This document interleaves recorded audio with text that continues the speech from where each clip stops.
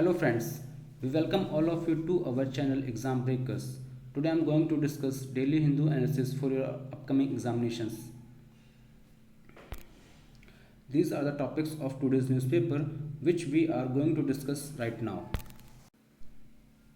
Vizag gas leak claims 11 lives, over 350 hospitalized. Styrene, also known as ethylene benzene, vinyl benzene or phenylethyne, is an organic compound with the chemical formula C6H5CH2. This derivative of benzene is a colorless oily liquid. Although aged samples can appear yellowish, the compound evaporates easily and has a sweet smell. Although high concentrations have a less pleasant odor, styrene is a precursor to polystyrene and several copolymers. Approximately 25 million tons of styrene were produced in 2010, increasing to around 35 million tons by 2018. Natural occurrence styrene is named after Storax balsam, the resin of liquid amber trees of Allantegaceae plant family. Styrene occurs naturally in small quantities in some plants and foods and also found in coal tar. We can discuss some points from this page. The deaths in Vishakhapatnam on Thursday are suspected to have been caused by styrene gas. A look at the health effect caused by exposure to the gas. According to the US based Center for Disease Control and Prevention, inhalation of styrene gas causes tiredness, sense of inebriation, slow reaction time, concentration problems, balance problems, and changes in color vision. Short term exposure can lead to respiratory issues, eye irritations, and gastrointestinal problems. Styrene concentrations that cause these effects are more than 1000 times higher than the levels normally found in the environment.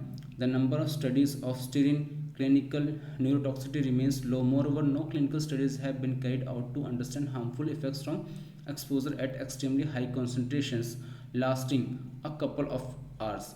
As of now, no studies have reported deaths for short-term exposure to styrene. Moving to the next news. MCLR, marginal cost lending rate. The marginal cost of funds based lending rate MCLR is the minimum interest rate that a bank can lend at. MCLR is a tenor linked internal benchmark, which means the rate is determined internally by the bank depending on the period left for the repayment of a loan. MCLR is calculated based on the loan tenure, that is, the amount of time a borrower has to repay the loan. This tenor linked benchmark is internal in nature. The bank determines the actual lending rates by adding the elements spread into this tool. The banks then publish their MCLR after careful inspection. MCLR replaced the earlier base rate system to determine the lending rates for commercial banks. RBI implemented MCLR on April 1, 2016 to determine rates of interest for loans. It is an internal reference rate for bank to determine the interest they can levy on loan. Moving on to the next news. Ordinance passed by UP to suspend labor laws. Significance. The Uttar Pradesh Temporary Exemption from Certain Labor Laws Ordinance 2020 will allow the industries to freely employ large number of migrant workers. Also, the ordinance will help to bring back the economy back to track. The ordinance applies to new factories and existing business. Exclusions. The ordinance does not include Building and Other Construction Workers Act, Bonded Labor Act, Workmen Compensation Act, and Section 5 of Payment Wages Act. Inclusions. The ordinance will suspend laws that related to occupation safety, industrial disputes, contract workers, trade union related laws, and laws related to migrant laborers. Is central government approval required? Labor is concurrent subject. Therefore, both central and the state government shall frame their own laws. However, approval of central government is required. The UP government has therefore sent the ordinance for the approval of the central government. Current scenarios in the other state, the Madhya Pradesh government had exempted the manufacturing units from Factories Act 1948. Moving on to the next news. Note for abolition of 9304 MES post. Recommendations of the late General D.B. Shekhatkar retired committee, which had suggested measures to enhance combat capability and rebalance armed forces expenditure, aimed at making MES an effective organizations with a leaner workforce well equipped to handle complex issues in an efficient and cost effective manner. The 11 member committees appointed by the late Defence Minister Manohar Parrikar in 2016 had made about 99 recommendations from optimizing defence budget to the need for a chief of the defence staff, if implemented over the next 5 years, can result in saving of up to rupees 25,000 crore in defence expenditure. Of these, the first batch of 65 recommendations pertaining to the army were approved in August 2017. Moving on to the next news. National Disaster Response Force. The National Disaster Response Force is a specialized force constituted for the purpose of specialist response to a threatening disaster situation or disaster. Under the Disaster Management Act 2005 and the apex body for disaster management in India is the National Disaster Management Authority. The chairman of the NDMA is the Prime Minister. The responsibility of managing disaster in India is that of the state government. The nodal ministry in the central government for management of natural disasters in the Ministry of Home Affairs.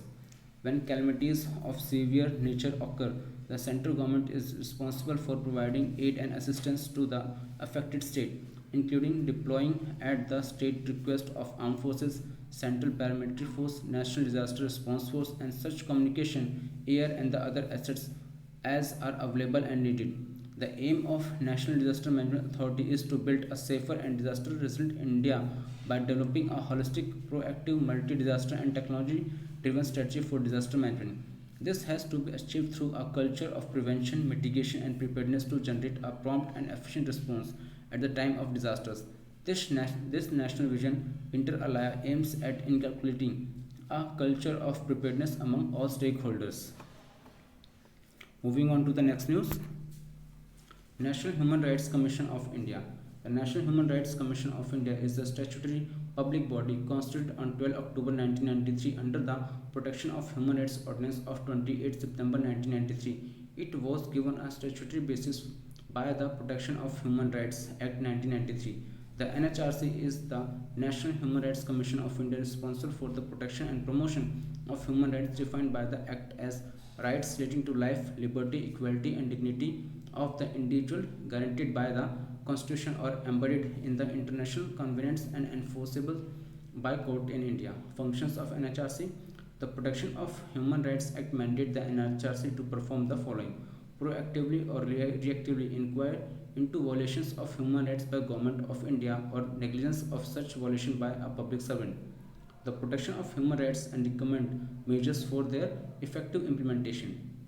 Review the factors including act of terrorism that inhibit the enjoyment of human rights and recommend appropriate remedial measures. To study treaties and other international instruments on human rights and make recommendations for their effective implementation. Undertake and promote research in the field of human rights.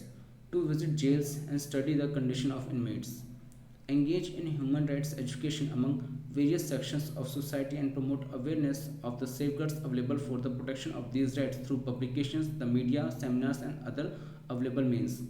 Encourage the efforts of NGOs and institutions, Congress to working in the field of human rights.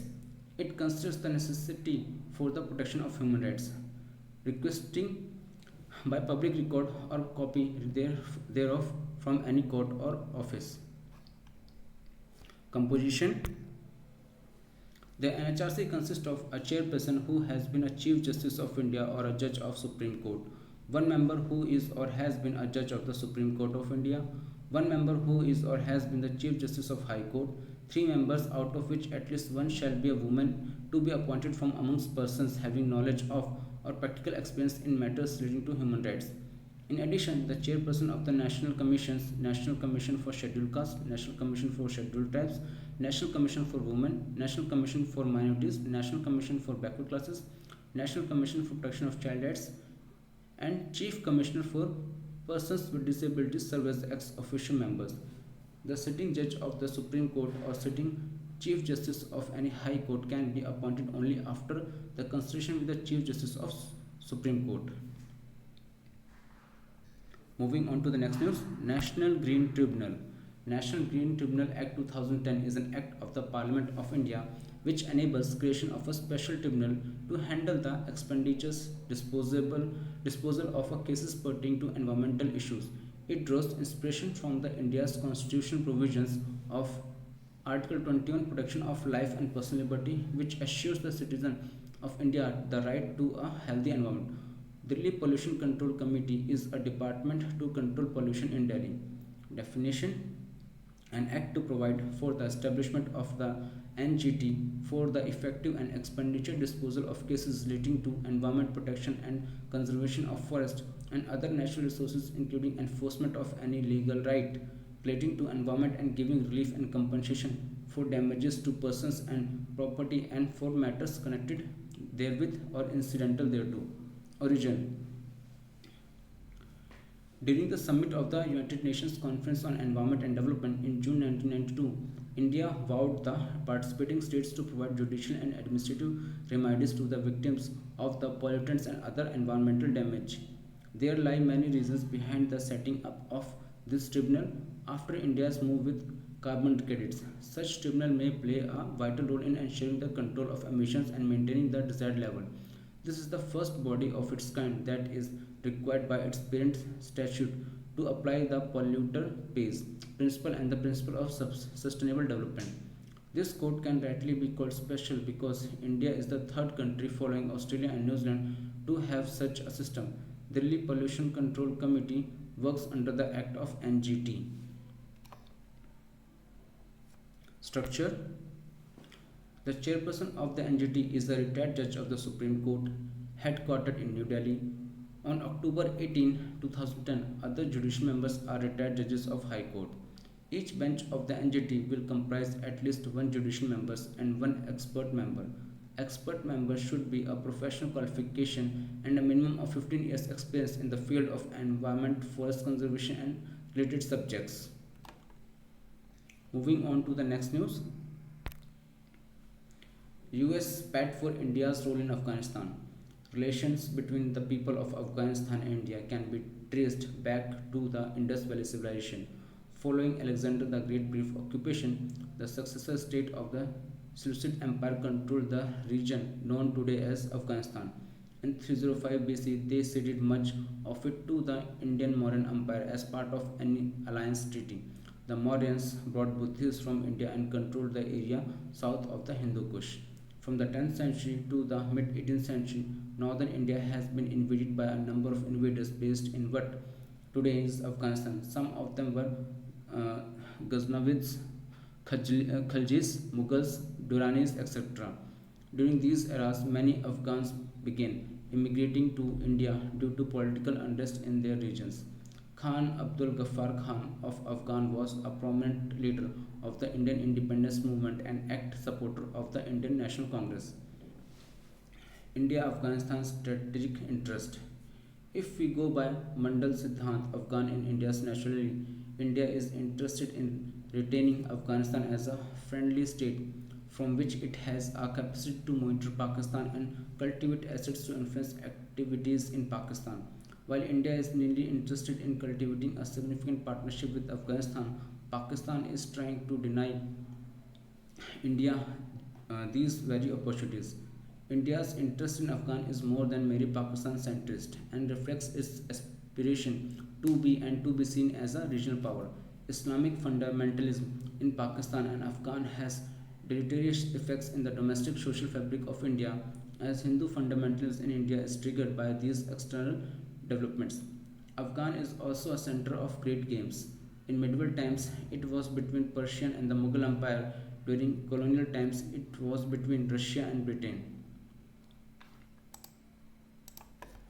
India Afghanistan economic interest. Afghanistan has a mineral wealth of about 1 to 3 trillion of iron ore, lithium, chromium, natural gas, petroleum, etc. Safeguarding India's investment and personnel in Afghan is utmost important to India as Indian investment in Afghan amounts to about $3 billion. India-Afghanistan security interest. India faced many security challenges from the Taliban in Afghan during the 1990s. Pakistan has raised and supported several militant groups such as Lashkar-e-Taiba, Harkat ul Mujahideen, Harkat ul Ansar, Harkat ul Jihad al Islami, among others, which operate in India. All of these groups have trained in Afghanistan with varying proximity to the Taliban and by extension Al Qaeda. Thus, India is absolutely adamant that Afghanistan should not again become a terrorist safe haven.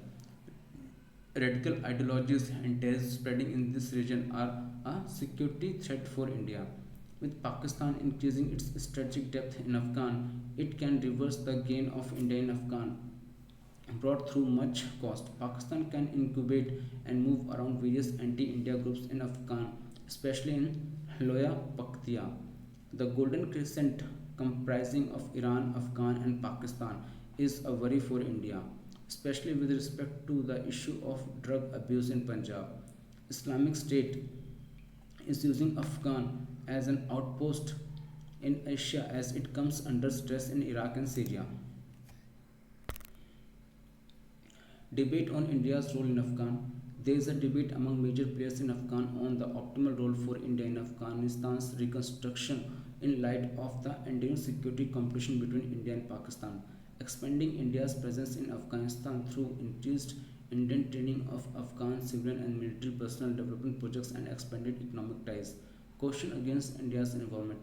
Indian and Pakistani competition in Afghanistan is seen as a new great game and argues that Afghanistan can be pacified only through a regional solution that resolves once and for all the intractable Indo-Pakistan dispute over Kashmir.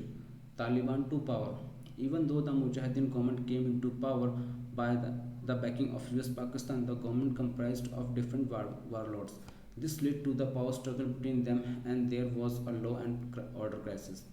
Moreover, the then President Najibullah became pro-India. This led to the promotion of Taliban by Pakistan. Who are the Taliban? Taliban means students. They are refugees of Afghan civil war and are located in NWFP in Pakistan. They were educated in madrasas financed by Saudi Arabia and indoctrinated with Wahhabism Salafism. Wahhabism is a Puritan movement in Islam who wants Shariat rule. Pakistan's policy on Afghanistan. India's engagement is a cause of insecurity for Pakistan. Pakistan is an unnatural nation that suffers from a crisis of nation building since the beginning. It has been witnessing ethnic conflict between Punjabis, Sindhis, between native inhabitants of Mauritius and Shia Sunni, Baluch, etc. Its biggest fear is the possibility of the creation of Greater Pashtunistan. NWFP South and Central Pakistan is dominated by Pashtunis and they don't recognize the legitimacy of the Durand line and treat it as a colonial boundary. The Pashtun government of Afghan is inspired by integration of the region in Afghan. Pakistan wants a strategic depth in Afghan. It wants whosoever rules Afghan is completely controlled by Pakistan and Pakistan is not ready to tolerate even the minimum presence of India. Pakistan has tensions over India's presence in Afghanistan and the presence of India is seen as a provocation in Islamabad and an evidence of an Indian strategy of enrichment. Indian policy on Afghanistan. Afghan in India's natural partner, not just to balance Pakistan but also for the fulfillment of energy economic interest. India's policy in Afghan can be described as a dichotomy between its aspiration for a larger role in its northwestern neighborhood and the real constraints on it. In 2011, India became the first country Afghanistan signed a strategic partnership agreement. Until then, India was following US demand of India's limited cooperation with Afghan. India has repeatedly stressed that its relation with Afghan is independent of Pakistan. India argues that the tripartite relationship between India and Pakistan and Afghan are mutually independent. In both the 1965 and 1917 wars, Afghanistan was non-committal and did not support India. On the Kashmir issue, Afghanistan has not publicly supported India. India has not entered the debate on the Durand Line. In 2018, is the first major offensive military platform to Kabul. India gifted a Mi-25 attack helicopter, and the delivery marks the first time India has gifted offensive combat capability to Afghanistan, a sensitive topic in the past due to strong objections by Pakistan. Under the agreement, India will also train Afghan defense personnel on operations. US policy on Afghanistan. US policy on Afghanistan had not been consistent. On the one hand, the US thinks that it needs the assistance of Pakistan to solve the issue because of the geographic proximity of Pakistan to Afghan. On the other hand, the US is also worried of Pakistan's double game of supporting the US and Taliban at the same time.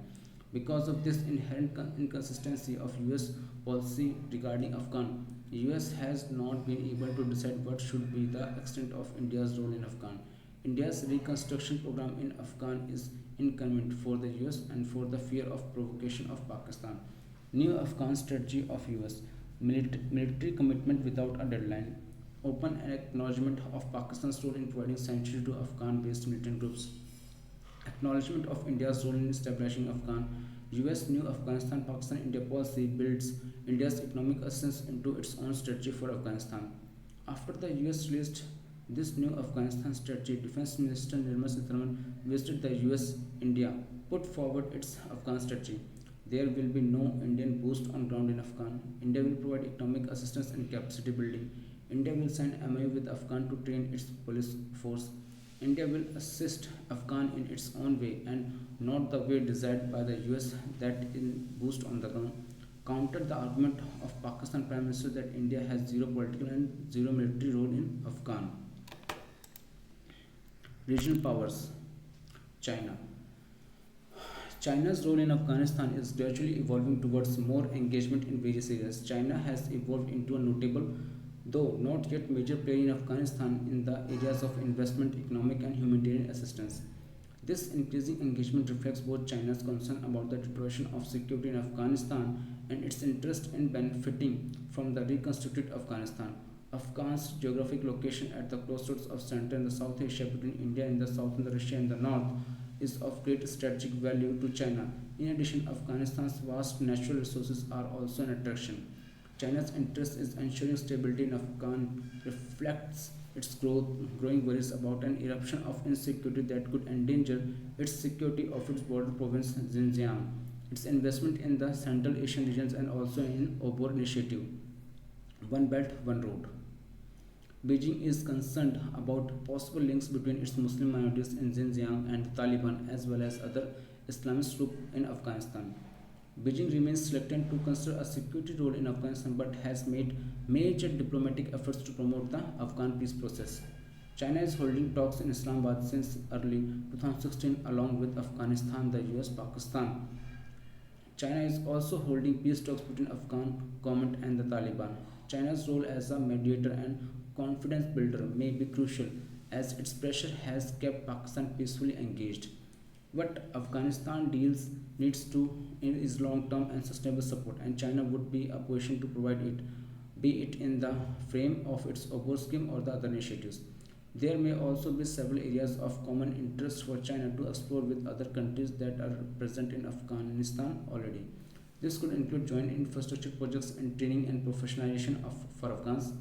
India and China have agreed for joint projects in Afghan in the Wuhan summit in 2018. Iran, like India, Russia, China, and the US, Iran would want to see a steady hand at the helm in Afghanistan. Iranian Revolution 1979 can be seen as a precursor to Afghan turmoil. Iranian Revolution led to two developments in the region. Iran came out of US influence. The US thus intervened in Afghan to counter USSR influence in region, and this led to USSR intervention in Afghan in 1979. Iranian Revolution consolidated Shia sect in Iran. This threatened Saudi and UAE led by Sunni sect. This in turn led them to finance Wahhabism, Salafism and thus Taliban. Since Saudi was promoting Wahhabi Islam through the Taliban, Iran supported the overthrow of the Taliban in 2001. After deterioration of US-Iran ties, Iran began to support the Taliban in its border to ward off US presence from their borders. Amidst the crippling sanctions on its economy, Iran can benefit from a stable trading partner in its neighborhood. In 2017, it supplanted Pakistan as Afghanistan's largest trading partner. Russia has increased its involvement in Afghanistan. Russia established ties with Taliban in 2007 to discuss the issue of drug trafficking through the Central Asian region. Moreover, mutual fear of IS has brought the Taliban and Russians closer. After the Syrian crisis, Russia is trying to flex its muscle in this region to boost its global power status. Peace conferences and processes. There are many peace and conferences and process to solve the crisis. Bonn Agreement 2001 was the first international pact on Afghanistan for peace and reconciliation. Let us look at some of the important among them and their consequences and India's role or stand in them. There are two major international peace efforts that are currently underway. The American Push for Peace, led by Zalmay Khalilzad, and the Moscow-led consultations. Zalmay Khalilzad has held talks with different stakeholders, Pakistan, Saudi Arabia, Qatar, and Taliban, with the intention to deliver a deal in 6 months. Appointment of Khalilzad indicates the US urge to get out of Afghan at the earliest possible time. Moscow consultations are called Moscow format consultations on Afghanistan. Moscow consultations is one of the few peace processes which have managed to get the Taliban and Afghanistan at the same table of talks, notwithstanding its inconclusiveness. Heart of Asia Conference, Kabul process, etc. are some of the other peace conferences. India's stand in the peace conference. In peace conference, India's stand is that it should be Afghan-led, Afghan-owned and Afghan-controlled and with the participation of the government of Afghanistan. India is also wary of talks with the Taliban and the distinction of good Taliban, bad Taliban. Trade and connectivity between Afghan. India wants to improve transport connectivity, economic collaboration with countries in Central and the South Asia through Afghan. There is a land route through Wagah Atari route, but Pakistan does not allow India-Afghan trade through this route. India and Iran inked a transit agreement on transporting goods to landlocked Afghanistan. India's investment in Chabahar port in southeastern Iran will serve as a hub for transportation of transit goods. India builds Daliram Zarani Highway in Afghan. India-Afghan established two air corridors to facilitate bilateral trade. India helped Afghans in the reconstruction of Salma Dam in the Herat province. India has also constructed a new parliament complex for the Afghan government. There is an India-Afghan joint working group on trade, commerce, investment. India ratified UNTIR Transport Internox Routes or the International Road Transport Convention 2017. TIR facilitates state and international road transport by permitting customs sealed vehicles and containers to transmit nation without inspecting at borders. Afghan Pakistan are contracting parties of TIR. TIR may boost trade between India and Afghan through Pakistan. Under Afghan Pakistan Transit Trade Agreement, Afghan can use Pakistan territories for transit trade and vice versa. But Pakistan did not allow the agreement to be used by India for transit. Afghan is in favor of India joining the agreement, but Pakistan rejected the proposition. Conclusion: Donald Trump is the third US president who is trying to end the Afghan war. However, many experts opine that the announcement of drawdown before getting anything concrete from the Taliban is a strategic blunder for the US. It will lead to instability in Afghanistan that will not only affect India's interests but also regional stability. The current US move has been a diplomatic victory for Pakistan, and the US will require Pakistan's support to implement the interim deal as only Pakistan has influence over the Taliban. Fully aware of the deadline, the Taliban are trying to secure maximum consensus from Zalmay Khalilzad without offering anything meaningful in return. With the US withdrawing from Afghanistan, India must find a way to maintain its presence. Despite being an important stakeholder in Afghanistan, India finds itself increasingly marginalized in negotiations involving the key regional players. New Delhi is concerned about the vital role that all the powers are giving to Pakistan, Iran, and Russia, two of India's closest allies. During the Northern Alliance battle against the Taliban regime in the 1990s seemed out of synchronizations with New Delhi's interests. India's development approach has earned its immense goodwill among the Afghan people. However, the soft power strategy has limitations. The recent mocking of Donald Trump of New Delhi's role in war-torn Afghanistan is a manifestation of this limitation. However, there is a domestic consequence in India that boost on grounds is not an option. Thus, India is in the dilemma between continued soft power or to aggressively push its hard power. Next topic: what is veto power and its importance? The veto power of US President is one way of preventing the legislative branch of the federal government from exercising too much power. The US Constitution gives the President the power to veto or reject legislation that has been passed by Congress. Which country have veto power? The United Nations Security Council power of veto refers to the veto power wielded solely by the five permanent members of the United Nations Security Council: China, France, Russia, United Kingdom, and United States, enabling them to prevent the adoption of any substantive resolution. Can India get veto power?